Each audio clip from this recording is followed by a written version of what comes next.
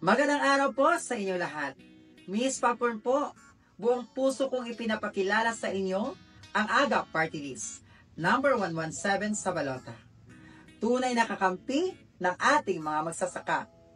Nandito ang AGAP o Agricultural Sector Alliance of the Philippines na ipinaglalaban ang karapatan at kapakanan ng magsasaka at kaagapay na kooperatiba.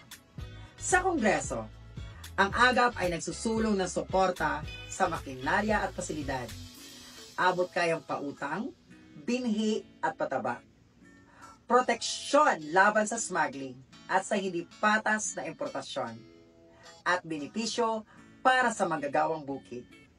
Ngayong eleksyon, ipaglaban natin ang mga magsasaka. Muling ipanalo ang AGAP Party List, number 117 sa balota. Para sa magsasaka, para sa ating bayan.